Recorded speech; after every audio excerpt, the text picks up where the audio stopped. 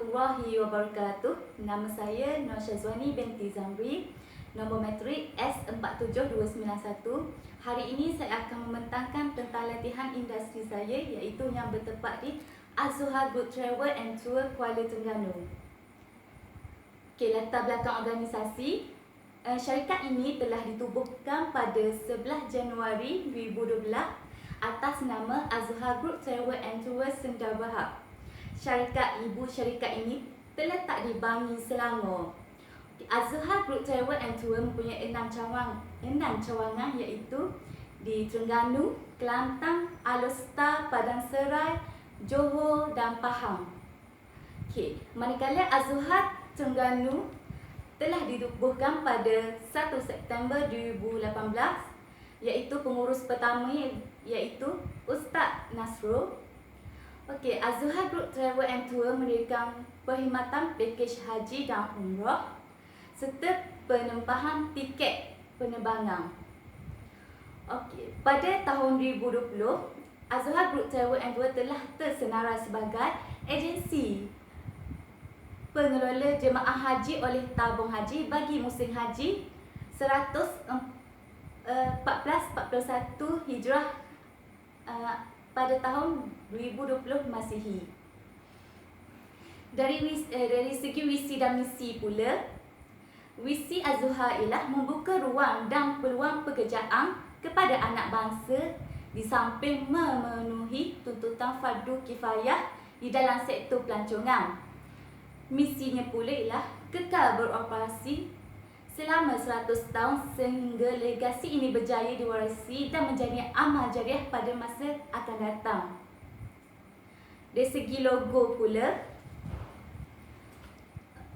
3 sayap burung membawa erti penekanan kepada 3 aspek, iaitu pertama, pencapaian, menetapkan wawasan, matlamat dan hala tuju yang jelas kepada syarikat, bahagian dan warga kerja.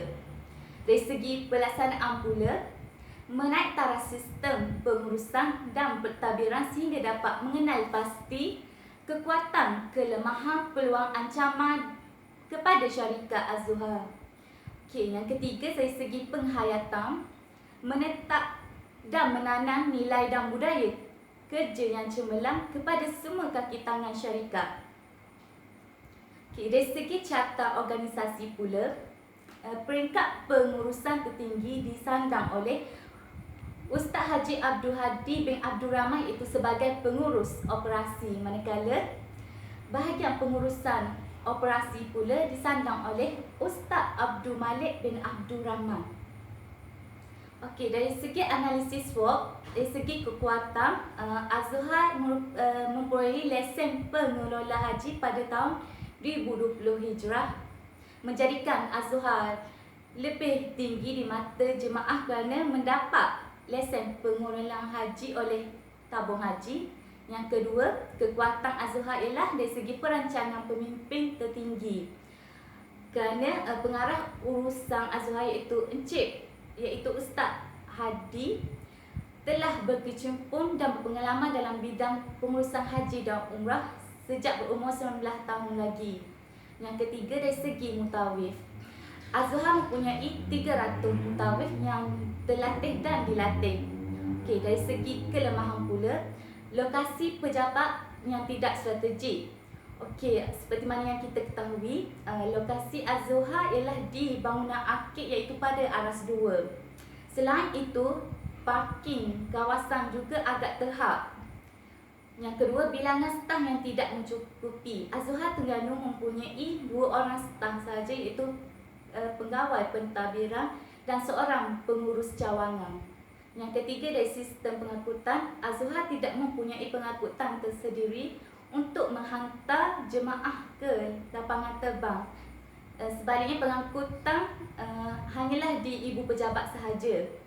Yang ketiga, dari segi peluang, yang pertama, pemasaran. Pemasaran dalam sosial media memainkan peranan yang penting dan menjadi peluang kepada syarikat Az-Zuhar untuk menubuhkan tim jualan. Yang kedua, visa pelancong. Visa pelancong untuk umrah hanya boleh dipohong oleh warga negara Malaysia, Brunei dan Singapura oleh Arab Saudi.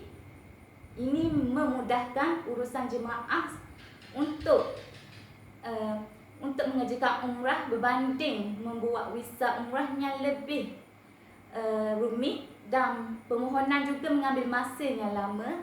Yang ketiga iaitu dari segi dasar kerajaan menjadi peluang kepada syarikat Azhar kerana dasar kerajaan yang meningkatkan aktiviti pelancongan. Selaras dengan itu, warga kerja Azhar telah mempelbagaikan pakej. Selain menawarkan pakej haji dan umrah, mereka juga akan menawarkan lawatan ke negara Islam seperti Mesir dan Turki.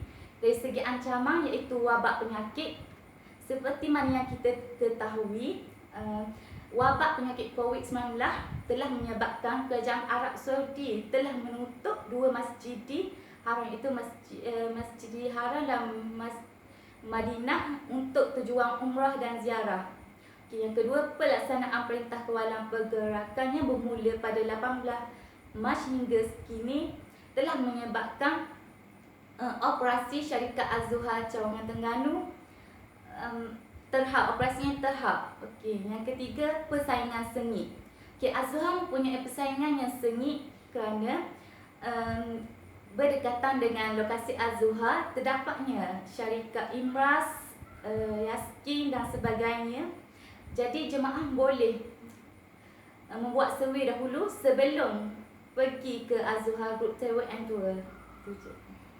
Saya mencadangkan agar menggunakan sistem QR dan barcode scanner untuk pengiraan stok barangan hadiah dan bagasi. Seterusnya, sistem kedua iaitu sistem pengurusan kewangan. Saya mencadangkan agar memasukkan setiap data wang runcit dan borang peruntukan program itu secara atas talian dan mewujudkan sistem akaun di setiap cawangan yang berhubung terus dengan HQ.